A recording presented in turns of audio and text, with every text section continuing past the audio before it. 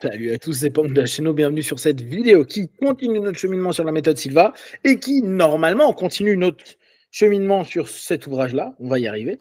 Toujours avec Damien Pasco. Pour donc ceux qui nous suivent, il reste cet épisode-là, puis il nous en restera plus que 2. Et après, Lee s'envole au pays des kangourous. Donc, profitez de ces petits moments avec lui. Donc, on va reprendre l'ouvrage là d'entrée. Tu as vu, là, je suis déterminé. On est parti. On reprend un petit peu l'ouvrage. Donc, j'avais posé ça là. Je crois que oui, ça, on l'avait déjà vu. Ah, alors, d'ailleurs, c'est intéressant parce que j'ai relu des choses sur ces pages 44. Ça, on en a parlé déjà la dernière fois. C'était la méthode d'entraînement de José. N'a pas forcément ses racines dans l'hypnose, mais dans la relaxation contrôlée. Ce concept sert de fondation à ce qui allait devenir la méthode de Mind Control Silva. José utilise simplement des directions. Donc, c'était pour mettre en parallèle avec l'hypnose, plutôt des suggestions autoritaires.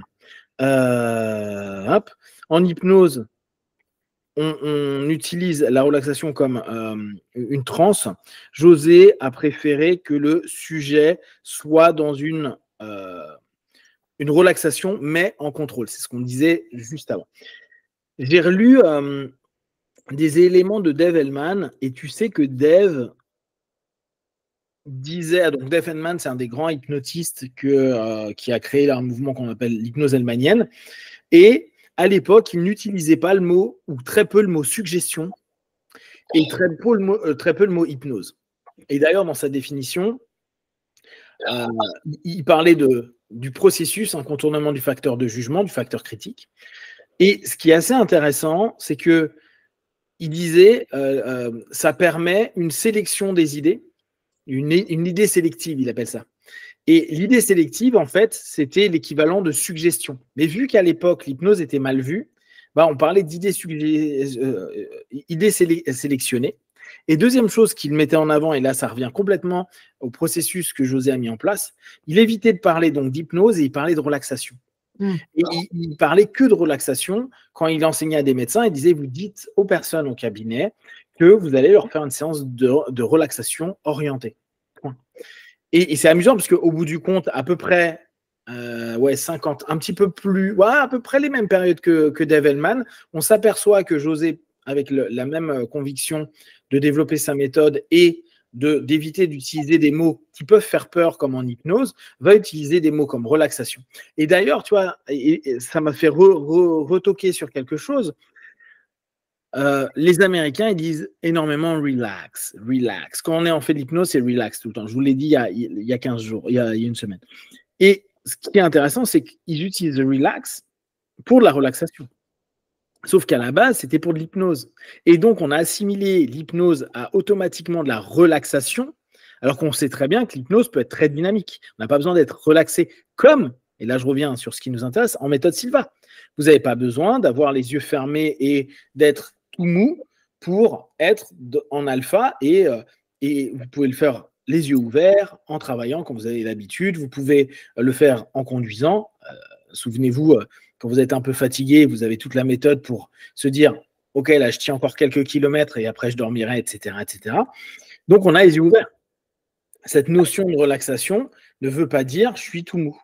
Et c'est amusant de se dire que ça a été associé simplement énormément au mot relaxation, alors qu'en fait, c'était juste pour éviter de dire « je te suggère que tu ailles plus profondément toi ». Ça évite cette notion-là. Je trouve que c'est assez amusant de relire en parallèle Dave Hellman et José, parce qu'on retrouve les mêmes principes à peu près aux mêmes périodes. Allô. Ah oui, alors, quand on disait que José avait un vrai background d'hypnotiste, on vous en a déjà parlé la semaine dernière, et il avait pas mal de bouquins. Donc, pendant les années 50, il a passé beaucoup de week-ends à prendre des cours d'hypnose. Donc, on revient à cette notion-là, hein, c'est de l'hypnose des années 50, près 50 en l'occurrence. Et il a étudié pas mal de bouquins sur le sujet, Mesmer, Bread, Rousseau, Lecron, Erickson.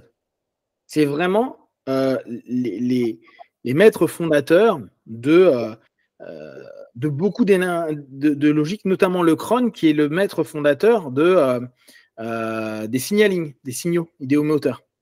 Et on avait, avec lui, on avait relu quelques éléments de Lecron et on en avait fait un parallèle, c'était il y a quelques vidéos, sur les différentes phases que Lecron avait développées par rapport à la qualité de vie, à la gestion du stress, etc. Donc, c'est quand on lisait Lecron et que je disais, tiens, ça ressemble quand même beaucoup à ce que José avait en tête, bah, c'est assez cohérent parce que de toute façon, les idées sont toujours au même moment, aux mêmes endroits, entre guillemets, mais il avait aussi étudié des gars comme ça, ce qui permet de comprendre mieux pourquoi il s'est orienté vers telle ou telle idée, sachant que c'est quand même des hypnos qui ont été très spécifiques, avec des notions de voir les choses qui étaient complètement novatrices pour l'époque. Et c'est là où tu te dis, José est quelqu'un qui a une capacité de synthèse qui était hyper importante. Oui. Oui. Je pense qu'il a réussi à. Il y a des moments, je me demande si c'est une forme de vulgarisation qu'il a fait, tu vois. Il a simplifié des choses qui pouvaient être complexes, avec des mots complexes, en choses assez simples. Donc, il a synthétisé. Donc, la synthèse, c'est lui qui l'a créé, hein, c'est vraiment sa manière de percevoir les choses. Et il a vulgarisé, on en parlait la semaine dernière, avec des éléments qu'il a rendus beaucoup plus malléables et adaptables pour n'importe qui. T'avais l'impression, toi, tu me disais qu'il lisait beaucoup, qu'il était tout le temps fourré dans les bouquins, que quand tu l'as vu, lui, mettre en place, par exemple, des discours ou des techniques qu'il avait comprises dans des bouquins et vous les synthétiser, vous les enseigner. Parce que, tu vois, après, je n'ai pas trouvé d'audio ou de vidéo sur le sujet, mais j'ai l'impression que vraiment, il avait cette notion à facilement redonner de l'information qu'il avait comprise, mais en simplifiant énormément. Est-ce que tu as eu l'occasion de l'entendre dans un type d'enseignement, simplifier quelque chose que vous n'aviez pas déjà entendu? Je ne parle pas vraiment de la méthode, mais autour de la méthode, des éléments, type il avait lu un truc sur une méditation ou un truc sur quelque chose de scientifique. Est-ce que tu as l'impression qu'il avait cette notion de vulgariser les idées? Déjà, la première chose à laquelle je pense, c'est qu'il a commencé à développer les techniques avec ses enfants. Donc là, forcément, il était obligé de simplifier, de présenter de façon... Et à un certain degré, il a toujours gardé ça. Mais en fait, je crois que... Bon, toi, tu as connu Burt Goldman aussi. Je crois que ce que José Silva et Burt Goldman avaient, c'était la capacité justement de prendre quelque chose où il y a eu beaucoup de recherches, beaucoup d'opinions, beaucoup de théories, et de pouvoir justement le simplifier pour que ça soit quelque chose que tout le monde peut apprendre tout de suite en suivant une formule. En fait, je me rappelle, c'est ça qui m'a impressionné la première fois que j'ai fait la méthode. Il y avait une partie de moi qui disait « Ah, mais j'ai déjà lu ça. Oui, j'ai entendu parler de ça et j'ai lu un livre sur ça. » Mais ça ne changeait rien dans ma vie. C'était des idées. Pendant que dans le cours, tu apprends pas simplement les idées, la philosophie, non, tu apprends des techniques tout de suite. Et c'est l'instructeur qui doit vous donner des exemples de comment appliquer, mais voilà la technique, tu fais ça, tu fais ça, tu fais ça pour atteindre un certain but.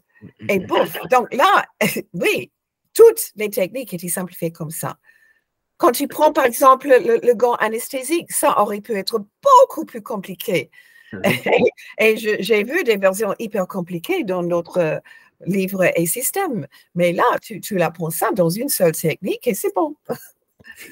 C'est vrai que tu vois, en prenant un pas de recul, il y a ce côté qui est intéressant. C'est que, comme je disais précédemment, il y a ce côté synthèse. Mais là, tu as un élément que tu as mis en avant, c'est qu'il mettait des formules. Et c'est vrai que cette notion d'automatisation, parce qu'en gros, c'est ça, hein, c'est une espèce de... tu as des étapes tu as une formule à faire, et puis avec cette formule, logiquement, en la répétant et en faisant correctement chacun des éléments de la formule, tu vas obtenir un résultat qui est à peu près commun pour tout le monde, et on trouve à peu près la même chose. Tu arriveras à dormir, tu arriveras à te réveiller à l'heure, tu arriveras à tenir 1 heure de plus sur la route sans te sentir trop fatigué, tu arriveras à avoir une idée, à retrouver un objet, et statistiquement, bon, avec cette formule, ça fonctionne. Alors, c'est vrai que c'est intéressant parce que, ouais. Et la première fois que tu pratiques, tu es en alpha. Donc, c'est une sorte de répétition mentale qui s'installe d'abord. Et quelque part, tu crois, bon, OK, tout ce que je dois faire maintenant, c'est suivre les mêmes étapes dans la vie physique, quoi.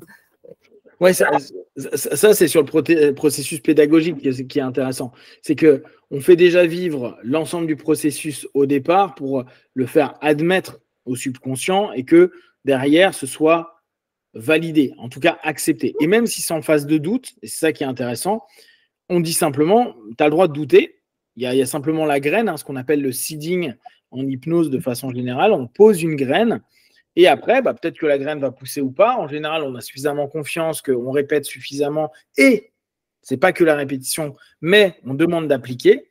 Donc, c'est pour ça que souvent, vous entendez vos instructeurs vous dire OK, vous avez réussi à vous endormir hier, vous réveillez à l'heure, vous avez réussi ceci, cela, pour que vous puissiez vous valider à un moment donné par l'expérience. En gros, l'expérience valide la formule qu'on a préétablie en disant ça va marcher. C'est-à-dire qu'on a augmenté le pourcentage potentiel de réussite au travers du moment où il y a le discours de l'instructeur. Et après, on a juste ouvert un potentiel, vous exploitez le potentiel, vous validez, donc vous validez à la fois ce que vous venez de vivre et la procédure. Et qu'est-ce que ça devient ? Ça devient des points de référence. Voilà. Et si ce n'est pas une technique, c'est un ancrage. Et comme le verre d'eau, les 3 doigts, etc. Et on répète à plusieurs reprises, voilà tout ce que je dois faire pour obtenir le résultat que je désire. Et ça revient à plusieurs reprises. Et c'est là où on voit que la procédure de conditionnement comme Ed l'appelait et que maintenant j'utilise même si parfois je trouve que le mot en français on l'aime pas trop, mais cette notion, elle est géniale. On a le conditionnement, on a cette notion à se dire, au bout du compte, la méthode Silva, si on enlève tout le blabla, tout ce qu'on va dire pour justement conditionner, pour donner des exemples et tout, je pense que sur une feuille, recto verso, on peut faire que des formules, même sur une feuille recto, on peut faire une formule de tous les exercices. A plus B plus C, donc en gros, alpha plus, je sais pas, visualisation plus égale ça, mieux dormir. Égale le verre d'eau, égale je bois la moitié de mon verre d'eau et me coucher, je répète, et vous allez avoir 15, 20 formules à exploiter, à répéter. C'est rien de plus que ça. Après, tout le reste, c'est vous, votre personnalité, ce que vous ajoutez, ce que vous agrémentez, vos facilités, etc., qui vont jouer. Mais c'est vrai que c'est ça peut-être le truc le plus marquant. Tu sais que j'avais vécu, quand j'avais découvert la PNL, j'avais ressenti aussi ça. Tu as enfin un truc qui est concret. Ils disent, quelque chose ne va pas, tu fais une submodalité. Quelque chose ne va pas, tu fais un switch pattern. Quelque chose ne va pas, tu vas faire une marelle dans le temps, tu vois, des trucs tout bêtes. Et tu dis, ah ben oui, ça c'est pratique, c'est pas, pense à ceci, cela, c'est tu fais ça. 1, 2, 3, 1, 2, 3, 1, 2, 3. Et il y a un côté qui est très réconfortant de se dire, il y a une formule qui, la plupart du temps, là encore, on ne parle pas d'absolu, mais donne des résultats qui sont positifs et qui, parce qu'on a l'intention, parce qu'on a l'envie, il y a bien sûr, nous, notre démarche, mais qui fonctionne. Et ça, c'est peut-être le génie en plus de la synthèse. Tu vois, c'est un peu... je suis en train de faire un parallèle par rapport à ce que j'avais lu dans ces mémoires, où là, quand il en reparle, la force, quoi. Après, c'est vraiment de l'hypothèse, mais ce qui fait la force de José, ce qui a fait sa force, c'est de comprendre les concepts plutôt que les mécanismes des choses, l'élément qui est un peu en méta. C'est pas juste, il y a une chaîne qui fait rouler, qui va propulser la roue, etc. C'est se dire, OK, mais ah oui, en fait, il me faut 2 éléments, une chaîne au milieu. OK, si je fais ça, je peux faire des engrenages à peu près sur tout. OK, je comprends ce qu'est un engrenage. Je comprends comment ça fonctionne. Je comprends ce que c'est une courroie, que ce soit une chaîne, une courroie, un truc. Et en fait, à la place de dire je t'apprends à mettre un pédalier et mettre ta chaîne, tu es en train d'apprendre ce qu'est une courroie. Tu es en train d'apprendre ce qu'est un mécanisme. Et je pense que c'est ça la force de José. Et là, on revient à son côté ultra pratique d'une personne qui s'occupait d'une radio, d'un côté hyper mécanique. Un côté mécanique qui est très très fort dans la méthode. Ça, c'est vraiment, ouais. C'est vraiment intéressant comme approche et façon de voir les choses. Mais je pense que la formule, c'est ça. Tu vois, en plus, c'est marrant, là, quand tu me dis formule, la formule type, c'est des mots qu'on utilise beaucoup en plus dans la méthode Silva. Et ce mot formule, cette notion, cette capacité de formuler, c'est un gros plus. Est-ce que tu connais d'autres méthodes où on te donne, ouais, il y a peut-être un peu MDR, où on te dit tu fais ça, tu fais ça, tu fais ça. EFT, pareil, tu n'as pas besoin de te prendre trop la tête. EFT, oui, c'est vrai, ça c'est vraiment basé sur la pratique. Mais très peu d'autres. De plus en plus aujourd'hui, il y a vraiment des recherches. Parce qu'avant, on avait l'impression que tous ces systèmes, il fallait être une personne avec beaucoup d'éducation, avec beaucoup de capacités intellectuelles pour les faire marcher. Et pour la personne dans la rue, monsieur tous les jours, je ne sais pas comment dans le quotidien, c'était oh là là, moi, c'est des belles idées. Et oui, je sais que le potentiel de l'esprit est formidable, mais moi, je ne pourrais jamais faire ça. Et tout d'un coup, il le fait rendre disponible pour toute personne. Voilà, ça, c'est une formule. Il y a des milliers de gens qui ont appliqué ces formules et pour qui ça a marché. Donc, vas-y, pratique-le et tu vas avoir des résultats. Ouais, et tu vois, là, je suis en train. Pas d'inspiration ou intellect ou concentration et tout ça. Il fallait simplement suivre les étapes. Ouais, tu vois, là, je suis en train de revenir un petit peu sur cette notion qui est assez spécifique. C'est, regarde, Burt Goldman, il avait sorti une série d'audio et il avait été plus ou moins surnommé The American Monk. Et c'est intéressant, donc le moine américain.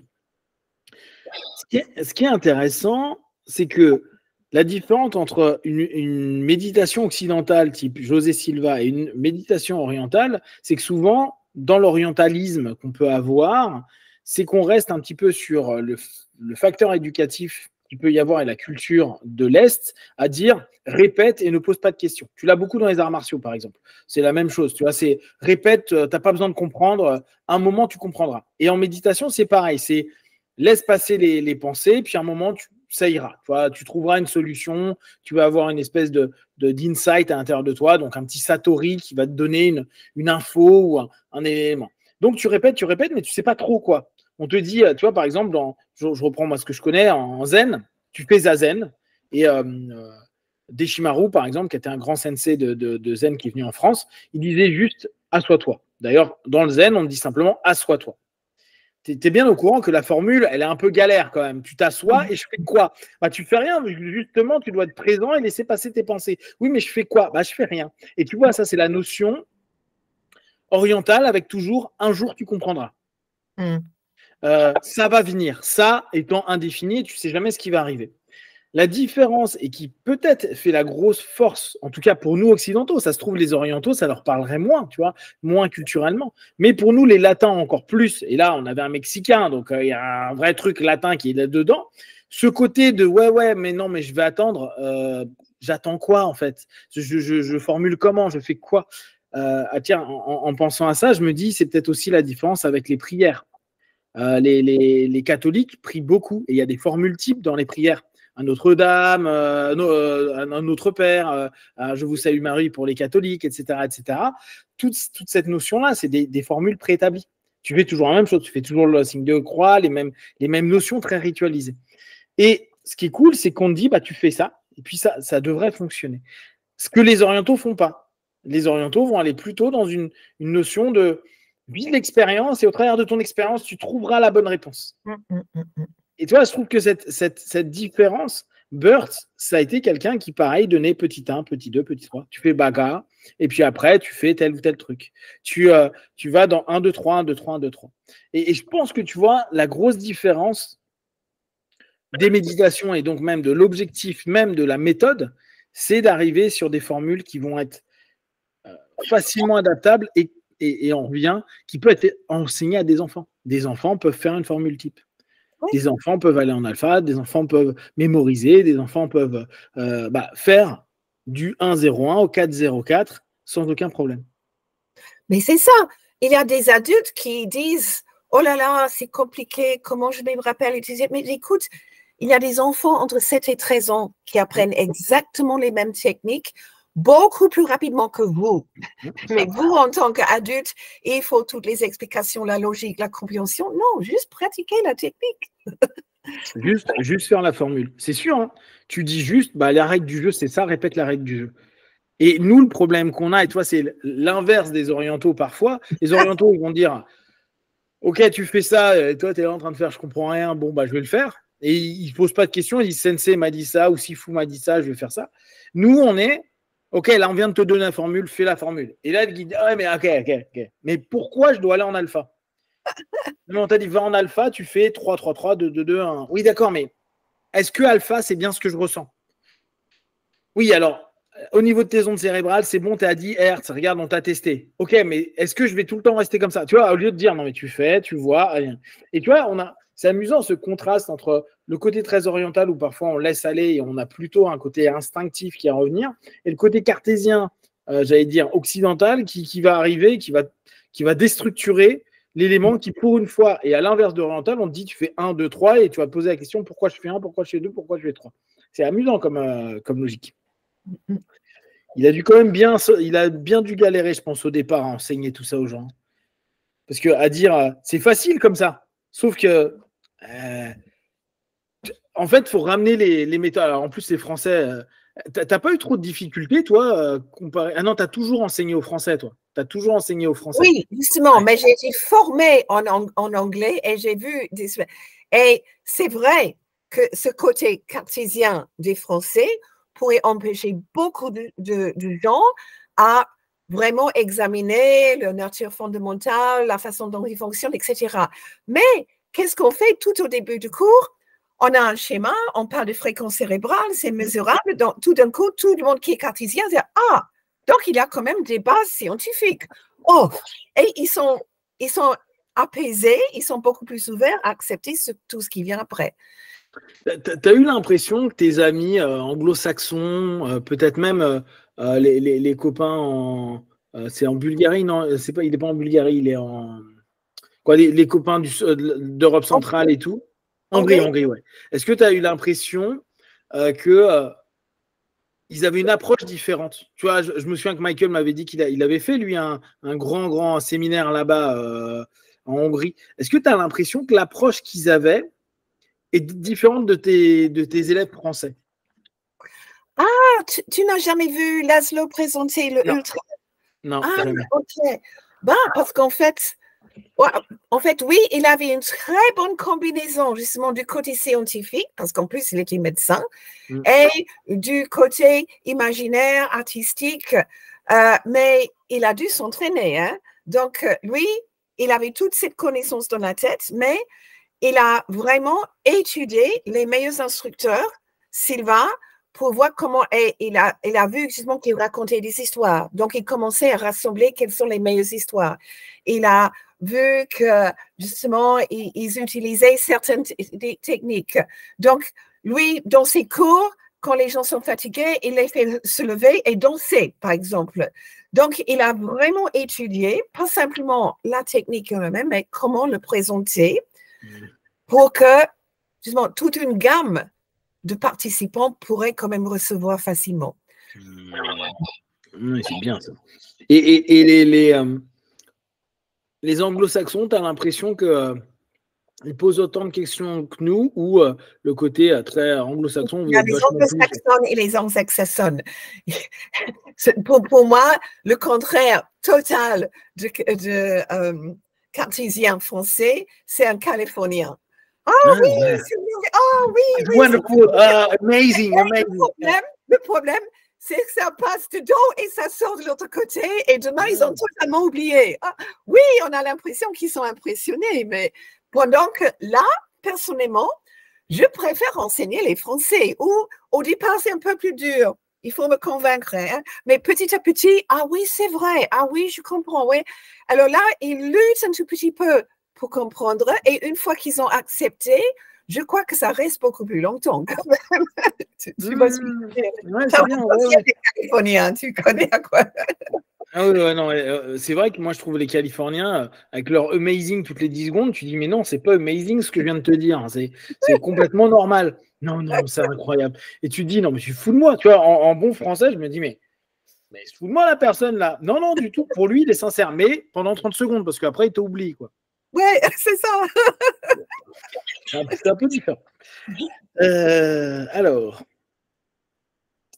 Attends, was learning against the talking to the policeman just for a buck. Ah oui. Oui, ah oui, alors là, j'aimais bien. Donc, on est toujours dans ce moment, on est en chapitre 5, page 49, là je passe page 50, et en fait, il rappelle, et je voulais qu'on en reparle un peu parce que je trouvais que c'était très drôle, quand Isabelle commençait à hypnotiser son frère.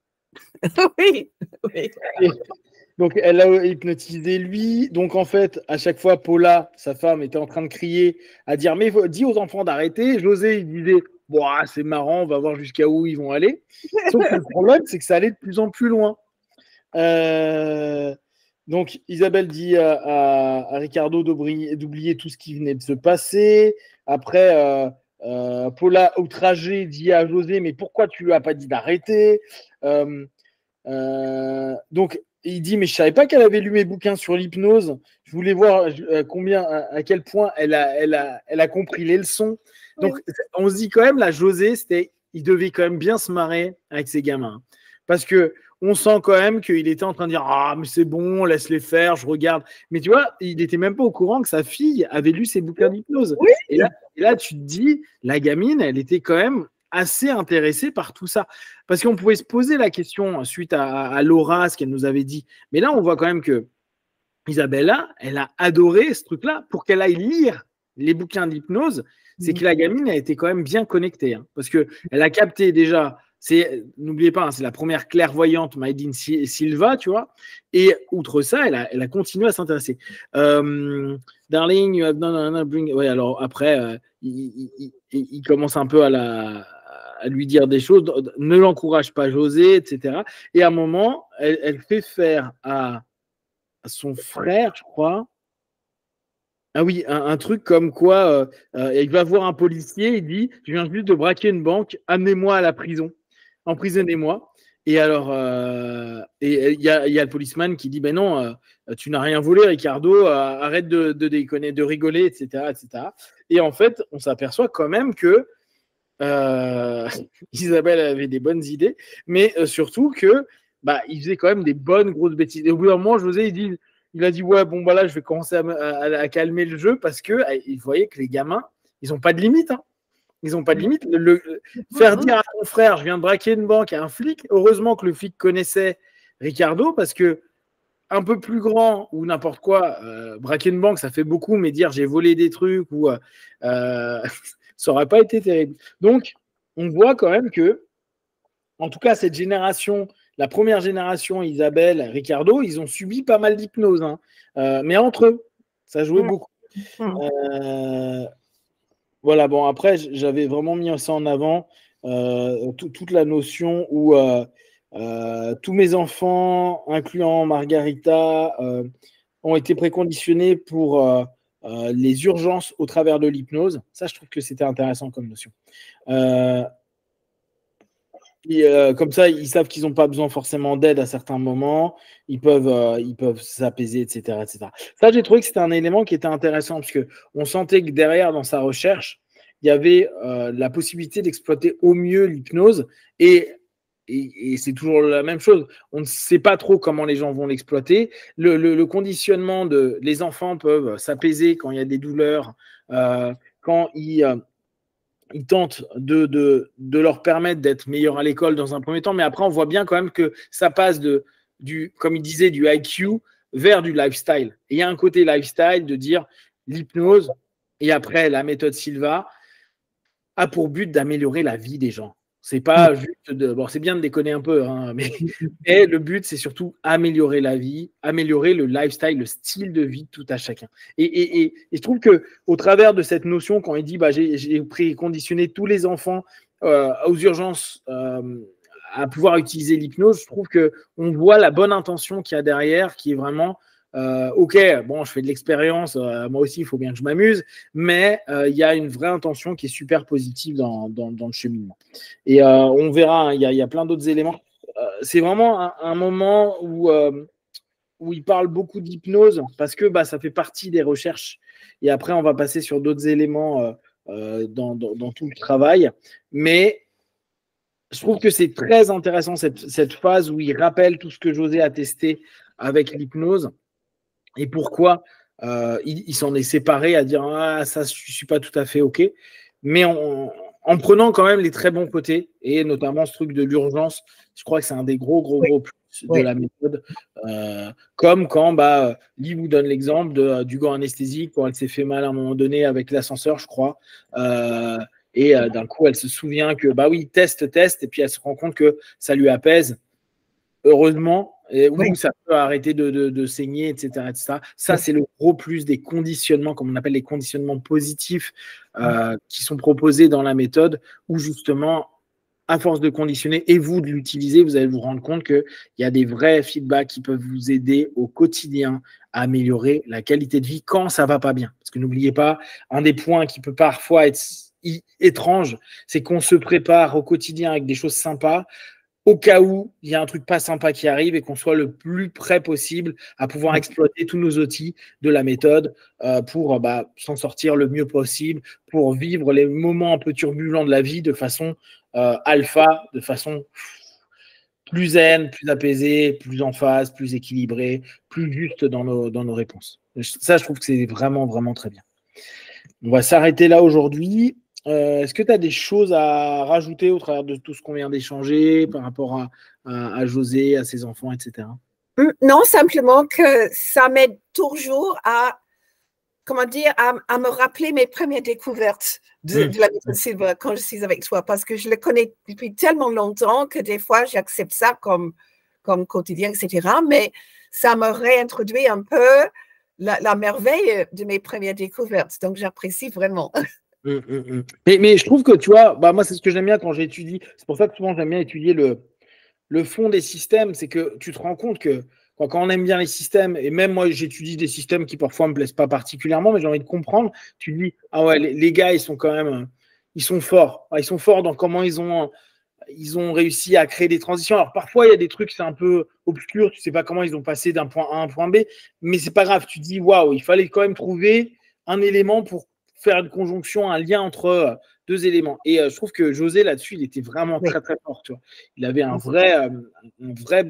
une vraie qualité et on le voit au travers des ouvrages, on le voit au travers des échanges, au travers du produit final. Hein, la méthode, comment il s'est finalisé, c'est vraiment intéressant. Oui, parce qu'en fait, il a pris des domaines très, très différents et il a fait, comme tu dis, une synthèse. C'était vraiment un travail. Ouais, c'était un boulot, c'était un vrai boulot. Voilà pour cette semaine, on continuera la semaine prochaine, peut-être avec d'autres idées qui viendront entre-temps. N'hésitez pas à nous faire part de vos retours, vos feedbacks, vos interrogations. Comme d'habitude, n'hésitez vraiment pas aux questions. On peut revenir dessus, nous, ça nous permet de nous réinterroger. Et vu qu'on en a peut-être parlé une autre fois, mais peut-être que là, on va parler d'un autre prisme parce que y a d'autres idées qui vont peut-être émerger en tête. N'hésitez pas à nous partager vos expériences et autres. Et comme ça, on continue à faire évoluer ce podcast pour que vous ayez un maximum d'informations et que on puisse vous aider à exploiter au mieux la méthode au quotidien, en plus de tous les cours que vous pouvez refaire, etc. Juste pour finir, est-ce que c'est quand les prochains alors tu as envoyé ça tout à l'heure, je crois. Ok, il y a Christian a un cours de 3 jours, le 1er, 2 et 3, qui est et à Lille et en ligne aussi. Et moi, j'ai un cours qui est exceptionnellement à plusieurs semaines entre les 2 week-ends. Donc, je commence, je crois que c'est les 9-10 décembre et je reviens dans la deuxième partie de janvier. 20-21. Il y a un grand écart, mais il y a beaucoup de gens qui disent qu'ils aiment ça beaucoup parce que ça leur donne le temps de pratiquer et expérimenter entre deux. Au top. Ouais. 9-10 décembre et après 20-21 janvier. Voilà. Je l'ai. Et c'est où exactement là? Ça se passera où? Ça, c'est en Zoom. D'accord, ça c'est en Zoom. Ok. Ah oui, d'accord, c'est online. D'accord, j'ai tout ça. Nickel, nickel. Donc n'hésitez pas à aller voir la newsletter, les informations sur les différents sites. Alors là, bien sûr, c'est pour les copains français, mais il y a la même chose avec nos copains belges et nos copains suisses. Donc vous n'hésitez pas à aller sur les sites francophones.